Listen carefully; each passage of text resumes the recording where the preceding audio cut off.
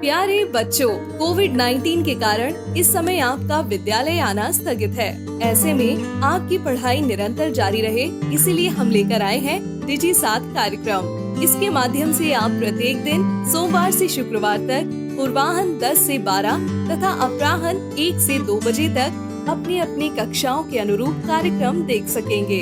अब पढ़ाई नहीं रुकेगी। स्कूली शिक्षा एवं साक्षरता विभाग झारखंड। बूझो बूझो मेरा नाम है ये थोड़ी अक्ल का काम। सोच रहे हो क्या ये बात, कहाँ से आई ये आवाज, कौन है ये, बोलो कौन है ये। ना है हमको दिखती, ना जाने ये कैसी लगती, क्या ये जिन है या कोई भूत, या किसी नटखट की करतूत। बात बड़ी है सीधी सीधी, मैं हूँ आपकी सम्मत दीदी।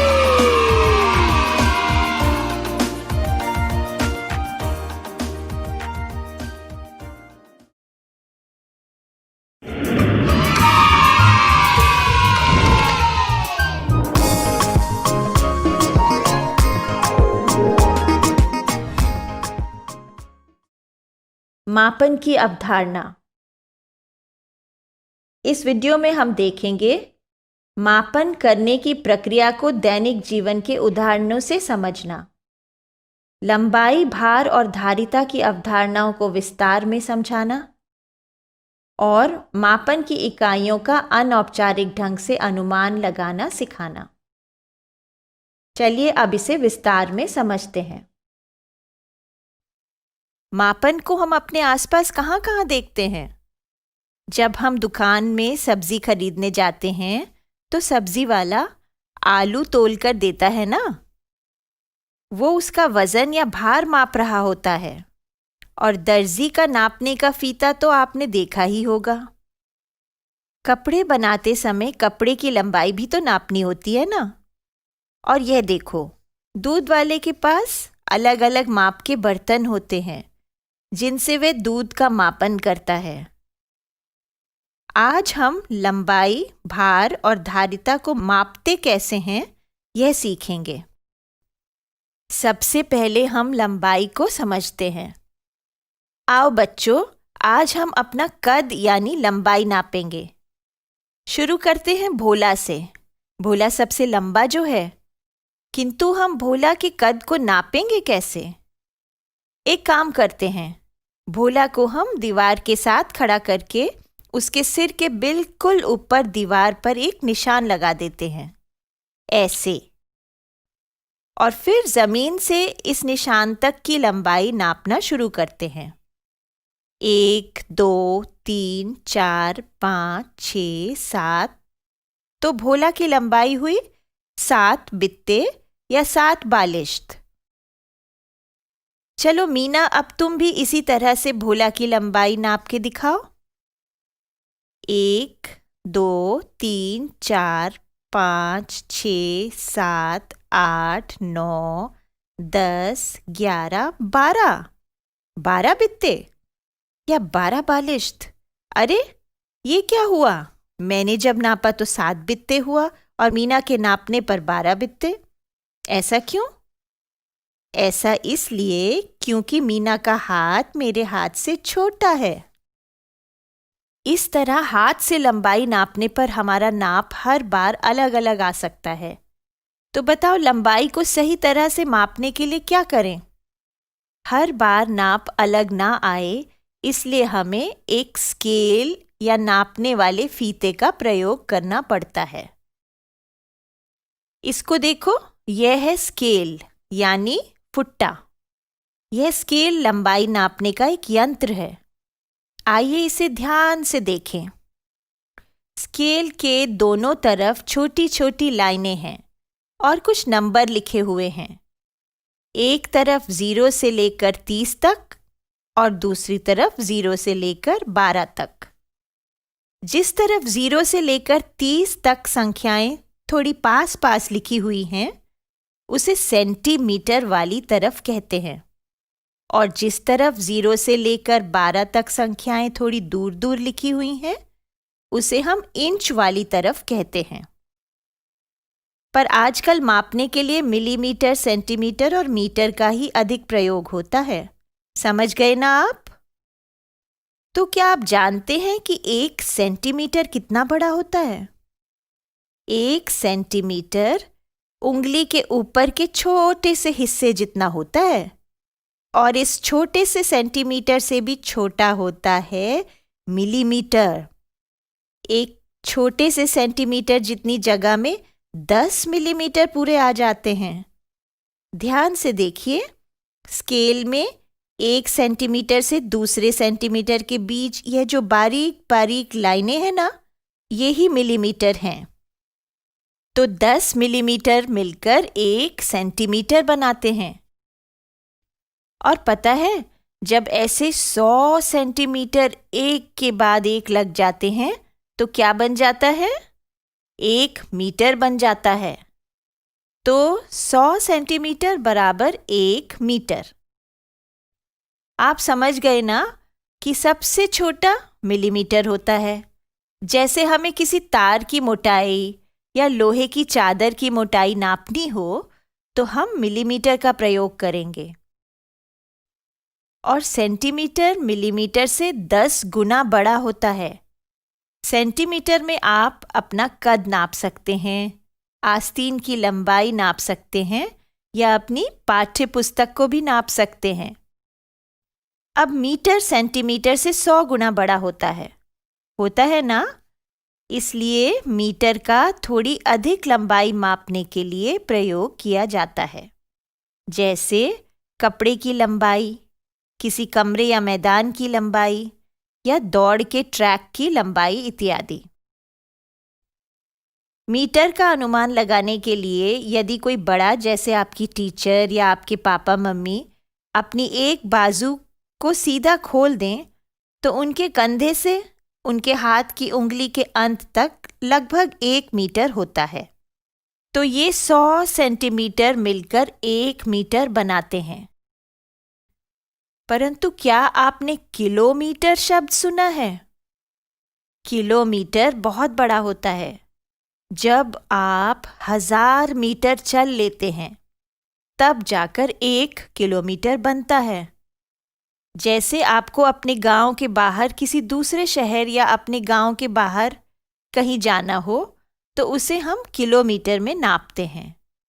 पहले हम दूरी को मील या कोस में नापते थे, परंतु आजकल उसके लिए किलोमीटर का ही प्रयोग किया जाता है। तो आप समझ गए ना कि किसी वस्तु की मोटाई, लंबाई या 2 स्थानों के बीच की दूरी नापने के लिए हमें मिलीमीटर, सेंटीमीटर, मीटर तथा किलोमीटर का प्रयोग करना पड़ता है।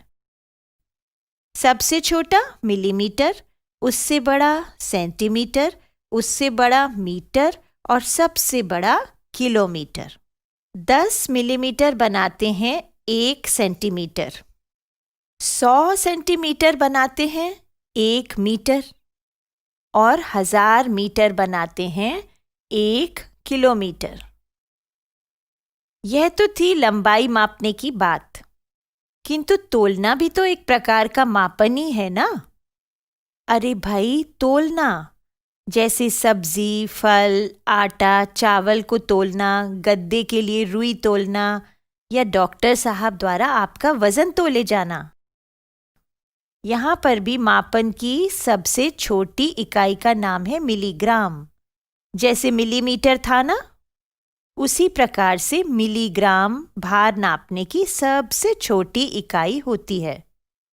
समझ लीजिए, 1 मिलीग्राम लगभग 1 चुटकी नमक जितना हुआ। आम तौर पर हम मिलीग्राम का प्रयोग अधिक नहीं करते, हम ग्राम और किलोग्राम का प्रयोग अधिक करते हैं। चलिए हम देखते हैं कि ग्राम कितना होता है। जब 1000 मिलीग्राम एकत्र हो जाते हैं तब जाके 1 ग्राम बनता है। छोटी चीज़ों के वजन के मापन के लिए हम ग्राम का प्रयोग करते हैं। जैसे हमें थोड़ी सी कोई चीज़ खरीदनी हो, 100 ग्राम जीरा 50 ग्राम हल्दी, 200 ग्राम सूजी, बेसन इत्यादि। बिस्कुट के पैकेट और साबुन की टिकिया पर भी उनका वजन ग्राम में ही लिखा होता है। ग्राम के बाद आता है किलोग्राम। अधिक वजन वाली चीज़ों को तोलने के लिए किलोग्राम का प्रयोग किया जाता है। 1 किलोग्राम के अंदर 1000 ग्राम जितना वजन होता है। भारी सामान जैसे चावल, आटे की बोरी, सीमेंट की बोरी या आपका अपना वजन लेना हो तो किलोग्राम का प्रयोग करेंगे। ठीक है? तो 1000 मिलीग्राम बनाते हैं 1 ग्राम और 1000 ग्राम बनाते हैं 1 किलोग्राम। लेकिन हम तोलते कैसे हैं? तोलने के लिए तराजू या तोलने की मशीन का प्रयोग किया जाता है। यदि आपको तराजू में तोलना हो तो आपको एक तरफ तोले जाने वाला सामान और दूसरी तरफ बाट का इस्तेमाल करेंगे। यह लोहे के बने बाट 1 किलोग्राम, 500 ग्राम, 200 ग्राम, 100 ग्राम और 50 ग्राम इत्यादि में होते हैं। किंतु तोलने की मशीन में ऐसा कुछ नहीं करना होता, बस सामान मशीन के ऊपर रख के वजन पढ़ लेना होता है। यह तो सूखी चीज़ों के मापन की बात हुई, परंतु गीली चीज़ें या तरल पदार्थ भी तो मापे जाते हैं ना। यदि आप कभी दूध वाले से दूध लेने गए हों तो आपने देखा होगा कि उसके पास दूध नाप कर देने के लिए अलग अलग माप के मापक बर्तन होते हैं। एक बर्तन में जितना पानी या दूध या और कोई तरल पदार्थ भरा जा सकता है वह उस बर्तन की धारिता कहलाता है। धारिता को मिलीलीटर और लीटर में मापा जा सकता है। मिलीलीटर को हम प्राय दवा के मापन के लिए प्रयोग करते हैं। जैसे 1 चम्मच की धारिता लगभग 4 मिलीलीटर जितनी होती है। और लीटर कितना होता है? 1000 मिलीलीटर मिलकर 1 लीटर बनाते हैं। तो 1000 मिलीलीटर बराबर 1 लीटर। लीटर का प्रयोग हम दूध, पेट्रोल, डीजल इत्यादि को मापने के लिए करते हैं। अच्छा, हमने क्या क्या सीखा? हमने सीखा कि यदि लंबाई नापनी हो तो हम नापेंगे लीटर में। तो भोला की लंबाई हुई 1 लीटर, ठीक है? नहीं, ठीक नहीं है। लंबाई सेंटीमीटर और मीटर में नापते हैं, लीटर में नहीं। यह आपको याद करना पड़ेगा कि लंबाई का मापन होता है मिलीमीटर, सेंटीमीटर, मीटर और किलोमीटर में। उसे नापने के लिए स्केल या फुट्टा या नापने वाले फीते का प्रयोग करना पड़ता है।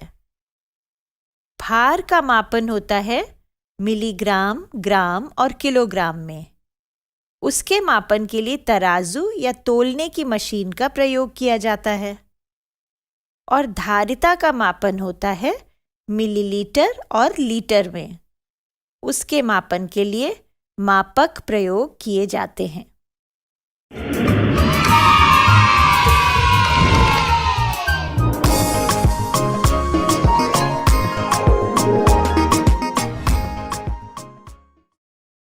मापन के सवाल। इस वीडियो में हम देखेंगे मापन के साधारण सवालों में इकाइयों को बड़ी से छोटी और छोटी से बड़ी में बिना मीट्रिक रूपांतरण के बदलना। लंबाई, भार और धारिता की इकाइयों के उदाहरण लेकर छोटे छोटे सवाल हल करना सिखाना। और मापन के जोड़, घटाव तथा गुणा के साधारण सवाल हल करना सिखाना। चलिए इसे विस्तार में समझते हैं। अच्छा, मापन की अवधारणा तो ठीक है, हमें अच्छी तरह से समझ भी आ गई, परंतु एक और चीज़ है, हमें इन इकाइयों को बड़ी से छोटी और छोटी से बड़ी इकाई में बदलना भी तो सिखाना है ना। यहाँ शिक्षक ध्यान दें कि यह अवधारणा बच्चों को थोड़ी कठिन लगती है। उनके लिए इन इकाइयों का अनुमान लगाना मुश्किल होता है, इसलिए यहाँ धैर्य की आवश्यकता है। शुरू में इसे साधारण रूप में समझाएं, अगली कक्षा में जाकर इस अवधारणा को मीट्रिक रूपांतरण के रूप में सिखाया जाएगा। अभी लंबाई के मापन में इतना ही बताना पर्याप्त है कि 1 मीटर बराबर 100 सेंटीमीटर, तो 2 मीटर बराबर 100 गुणा 2 सेंटीमीटर यानी 200 सेंटीमीटर होगा ना, और 3 मीटर बराबर 100 गुणा 3 सेंटीमीटर यानी 300 सेंटीमीटर होगा। 4 मीटर इसी प्रकार से 400 सेंटीमीटर होगा।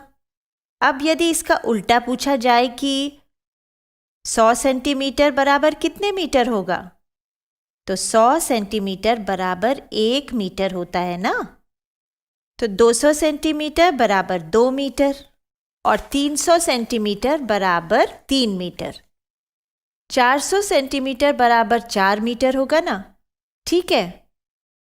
अब बताइए कि 470 सेंटीमीटर कितने मीटर होगा। 470 सेंटीमीटर बराबर 400 सेंटीमीटर जमा 70 सेंटीमीटर होगा, जो हो गया 4 मीटर और 70 सेंटीमीटर। इसी प्रकार से 375 सेंटीमीटर हो गया 3 मीटर 75 सेंटीमीटर। 640 सेंटीमीटर हो गया 6 मीटर 40 सेंटीमीटर। 990 सेंटीमीटर हो गया 9 मीटर और 90 सेंटीमीटर। सेंटीमीटर और मीटर की इकाइयों में 100 का अंतर होता है ना, तो हमारे सैकड़े के स्थान के बाद वाले अंक चले जाएंगे मीटर में और बाकी बचे अंक चले जाएंगे सेंटीमीटर में। और बड़ी संख्याओं की इकाइयों को बदलने के लिए आगे चलकर मीट्रिक रूपांतरण सिखाना पड़ता है। ठीक इसी प्रकार से भार के मापन को सिखाएं। 1 किलोग्राम बराबर 1000 ग्राम होता है, याद है ना आपको। 2 किलोग्राम बराबर 1000 गुना 2 ग्राम बराबर 2000 ग्राम होगा ना। 3 किलोग्राम बराबर 1000 गुना 3 ग्राम बराबर 3000 ग्राम होगा। और 4 किलोग्राम कितना होगा? 4000 होगा ना। अब यदि इस बात को दूसरी तरह से पूछा जाए कि 1000 ग्राम कितने किलोग्राम होता है? 1000 ग्राम 1 किलोग्राम होता है ना। तो 2000 ग्राम 2 किलोग्राम होगा, 3000 ग्राम 3 किलोग्राम होगा और 4000 ग्राम 4 किलोग्राम होगा। अच्छा, तो बताइए 4300 ग्राम कितने किलोग्राम होगा? 4300 ग्राम 4 किलोग्राम 300 ग्राम होगा। और 7250 ग्राम होगा 7 किलोग्राम और 250 ग्राम। बताइए 20,000 ग्राम कितना होगा? 20,000 ग्राम होगा 20 किलोग्राम और 0 ग्राम। आप जानते हैं ना कि ग्राम और किलोग्राम की इकाइयों में 1000 का अंतर है, तो 1000 के स्थान के बाद वाले अंक चले जाएंगे किलोग्राम में और बाकी बचे अंक चले जाएंगे ग्राम में। यह भी बताना ज़रूरी है कि 500 ग्राम को आधा किलो भी कहते हैं और 250 ग्राम को पाव किलो भी कहते हैं, ठीक है। अब हम देखेंगे धारिता के मापन को। वैसे ही जैसे करते आ रहे हैं, 1 लीटर बराबर 1000 मिलीलीटर, तो 2 लीटर बराबर 2000 मिलीलीटर होगा, 3 लीटर बराबर 3000 मिलीलीटर होगा और 4 लीटर बराबर 4000 मिलीलीटर होगा। या ऐसे भी बोल सकते हैं कि 1000 मिलीलीटर बराबर 1 लीटर, 2000 मिलीलीटर बराबर 2 लीटर, 3000 मिलीलीटर बराबर 3 लीटर और 4000 मिलीलीटर बराबर 4 लीटर। और 4270 मिलीलीटर कितना हुआ? 4270 मिलीलीटर बराबर 4 लीटर 270 मिलीलीटर हुआ। और 2300 मिलीलीटर 2300 मिलीलीटर बराबर 2 लीटर 300 मिलीलीटर हुआ। और 2030 मिलीलीटर, 2030 मिलीलीटर बराबर 2 लीटर 30 मिलीलीटर हुआ ना।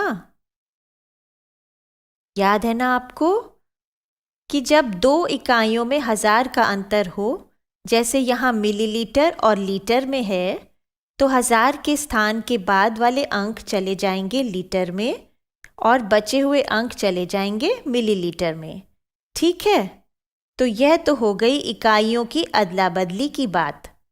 अब मापन के थोड़े से सवाल भी हल करके देख लेते हैं।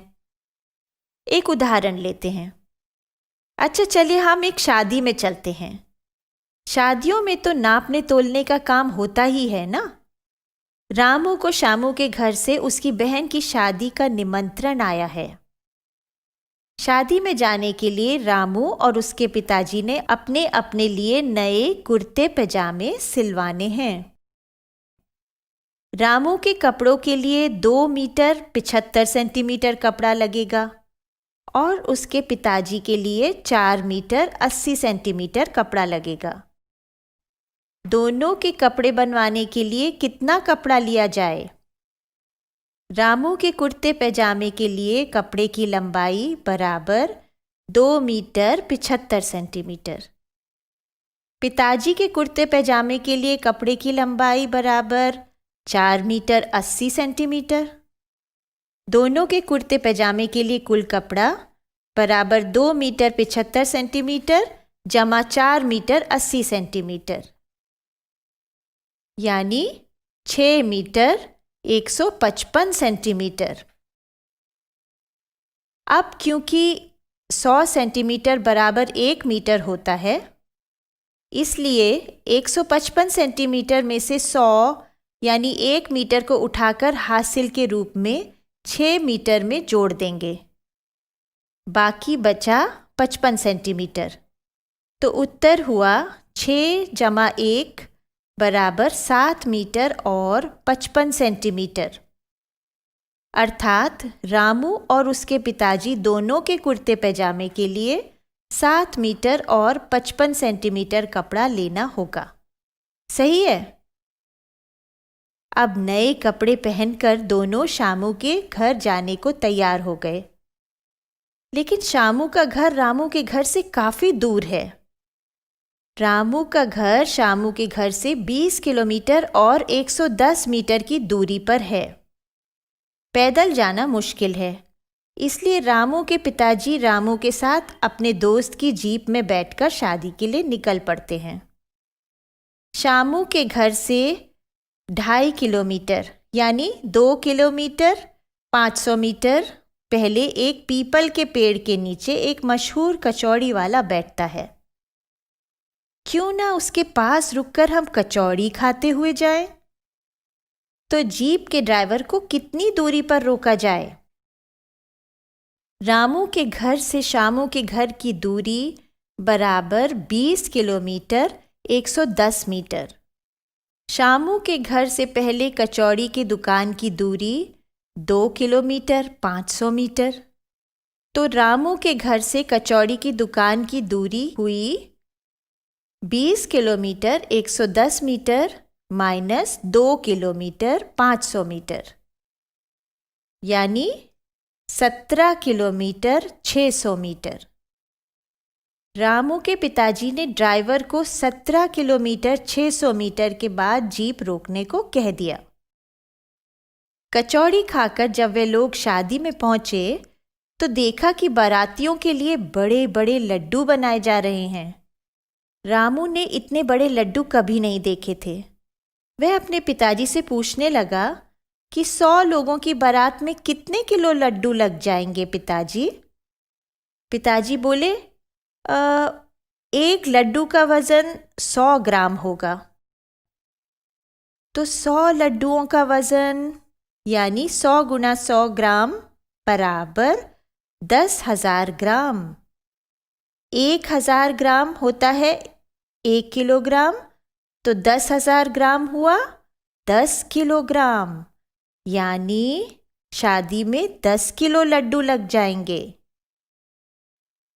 बच्चों को इस प्रकार से दैनिक जीवन के उदाहरणों से अवधारणा समझाने से उन्हें जल्दी समझ आ जाती है।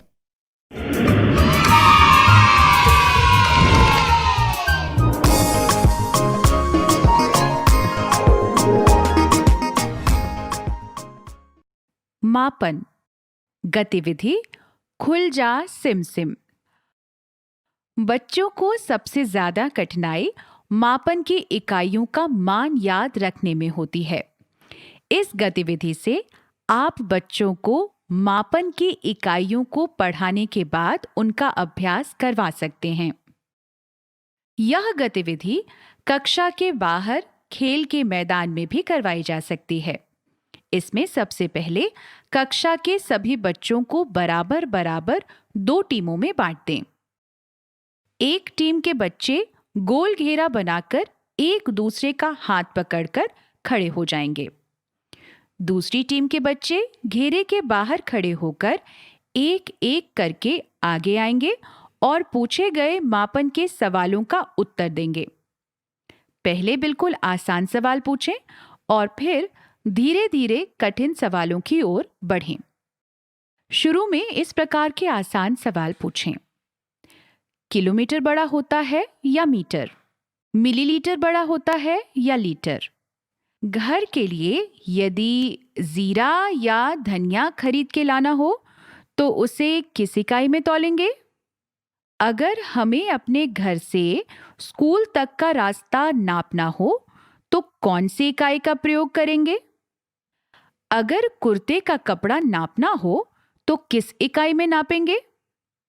अब यदि जिस बच्चे से पूछा गया है उसने सही उत्तर दे दिया तो सब बच्चे बोलेंगे खुल जा सिम सिम और हाथ छोड़कर उसे घेरे में आने देंगे। वो घेरे के बीच में जाकर खड़ा हो जाएगा और यदि बच्चे ने गलत उत्तर दिया तो घेरे में खड़े बच्चे खुल जा सिम सिम नहीं बोलेंगे और अंदर आने की जगह नहीं देंगे। टीचर्स, ऐसे में आप उस बच्चे को एक और सवाल का उत्तर देने का मौका दें या कोई हिंट दें। यदि वो सही उत्तर दे पाया तो वो घेरे में आ जाएगा। अगर वह अब भी सही उत्तर नहीं दे पा रहा है तो वह खेल से बाहर हो जाएगा। ऐसे बच्चों को और अभ्यास कराना होगा। टीचर्स, आप रूपांतरण के सीधे सीधे सवाल भी पूछ सकते हैं। उदाहरण के लिए, 1 किलोग्राम में कितने ग्राम होते हैं? 5000 ग्राम कितने किलोग्राम के बराबर होता है?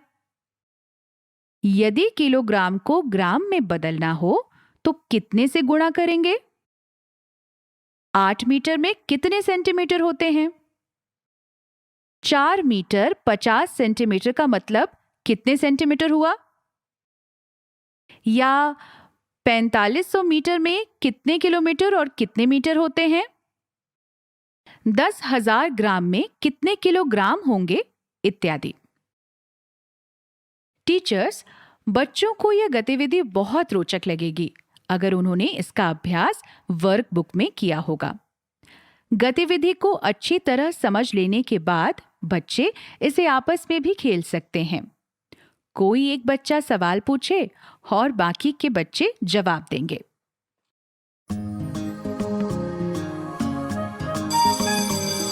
ओके बच्चों, बाय बाय बाय। बच्चों, अब मैं जाती हूँ, कल फिर मिलने आती हूँ। इंग्लिश में अब होंगी बातें, मैथ सीखेंगे हंसते गाते। पहेली, किस्से और कहानी सुनना अब तुम मेरी जुबानी। बात पड़ी है सीधी सीधी, मैं हूँ आपकी संपर्क दीदी। संपर्क फाउंडेशन।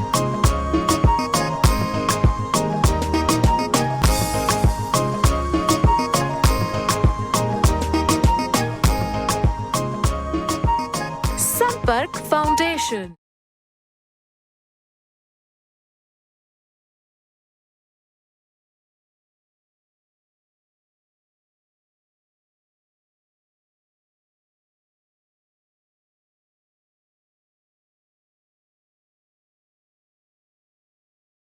इस प्रसारण से संबंधित सुझाव, अपने प्रश्न इत्यादि आप हमें jcertrg@gmail.com तथा टोल फ्री नंबर 1800 5728 585 पर संपर्क कर सकते हैं।